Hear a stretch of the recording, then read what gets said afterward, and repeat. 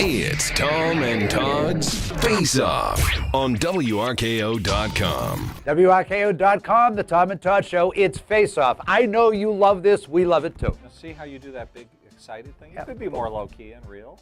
I could. A recent Rasmussen poll indicates that 25% favor immediate troop withdrawal from Afghanistan, while 28% advocate for additional troops. What do you think should be done? Afghanistan is a mess. Not only have we had to have a change of command, McChrystal to Petraeus and all the upheaval there, the rules of engagement are frustrating the troops.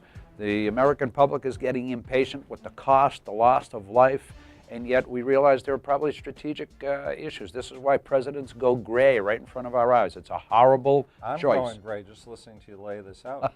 Look, let's look at the facts. Liberals control the American government, right?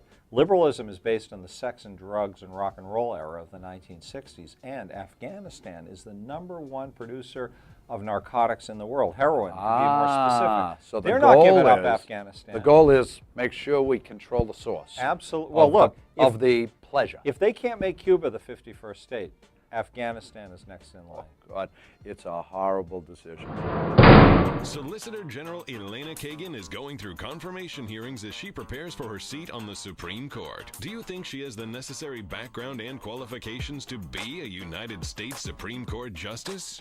Elena Kagan is a radical from Harvard who has spent her whole career, just like Barack Obama, making sure that there's nothing on paper that defines her philosophically. So that she can slip through. Exactly. A stealth Another one. candidate. She should absolutely be opposed. Anyone who votes for her is un-American. She's done a reasonably good job of putting on some camouflage. I tend to agree with Todd. She is going to be a predictably left-of-center jurist, but she's masking it, and she has favorable comment from conservative jurists and others. I think Scott Brown will probably vote for her as well, which will be Don't interesting. even say it. I can't bear thinking about it. See, that reaction will be, I think, the reaction of a lot of people in Massachusetts. She admitted in the hearings that she's a progressive. Why doesn't she just say, I'm Attila the Hun? President Obama, after 70 days of basic inaction, has decided to finally allow other companies to help with the calamity in the Gulf Coast. Meanwhile, President Clinton, in a recent CNN interview, is suggesting that the Gulf may be in such peril that the eventual use of explosives may be the proper way to end the leak.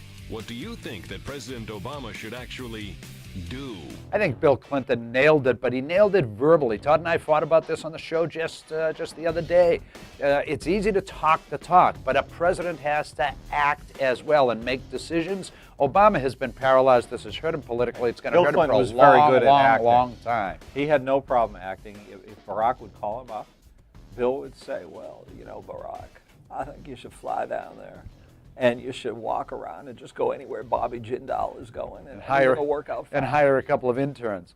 What the president should do is consult with every governor on the Gulf states and then call in his department heads and say, whatever these guys want, act in accordance with their request. End of story. He could keep doing what he's doing, which is not call in the international Golf? resources. Yeah, go play golf. Don't call in any skimmers. Have Paul McCartney come over. Don't call the boom companies and say, please, could you produce more boom? Just ignore the whole thing. That's probably the best way to deal with it. Boom. Let's Face Off with Tom and Todd, WRKO.com. We'll see you again next week.